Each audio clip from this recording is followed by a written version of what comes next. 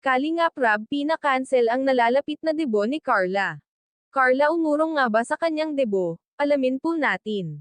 Bago ko ipagpatuloy ang maiksing reaction video na ito, hiling ko lang na patapusin ang panonood nito para malaman ang nilalaman nito, at kung bago ka pa lang sa munting channel na ito, paki-subscribe para lagi kang updated sa video ng mga kalingap. At pakisuportahan natin ang ama ng kalingap na si Val Santos Matubang, Ate Edna Vlog at si Kalingap Rab. Isang mapagpalang araw sa inyong lahat mga kalingap, at shoutout nga pala sa patuloy na sumusuporta sa aking YouTube channel, lalong-lalo na sa mga viewers natin na walang sawang nanonood at sumusuporta. Salamat. Pina-cancel nga ni Kalingap Rab ang debo ni Carla dahil sa pakiusap ni Carla na extend ang kanyang debo dahil sa araw ng kanyang kaarawan ay may periodical exam niya. Naintindihan naman ni Kalingap Rab ang sitwasyon kaya pina-cancel niya ito at pinaset sa sunod na linggo. Humingi nga ng pasensya si Carla sa pag-extend ng kanyang debo.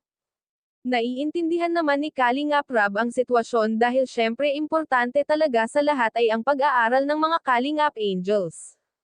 Lahat ng Kalingap Angels ay sinabihan ni Kalingap Rab tungkol sa pag-cancel ng debo. Tamang-tama, sa debo ni Carla ay wala na itong pasok kaya makakapag-enjoy ang lahat ng Kalingap Angels dahil hindi na ito magmamadali na umuwi.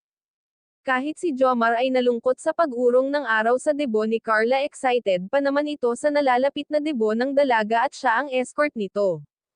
Karamihan pa naman sa ating mga viewers ay excited nang mapanood at masaksihan ang pagdedebo ni Carla. Kahit nga ako ay excited nang mapanood ang debo ni Carla pero na-cancel nga ito. Sa mga viewers natin na walang sawang sumusuporta sa Jomcar at inaabangan talaga ang pagdedebo ni Carla, konting tiis na lamang po at darating tayo dyan. Hanggang dito na lang ang update ko mga kalingap, maraming salamat at God bless sa inyong lahat.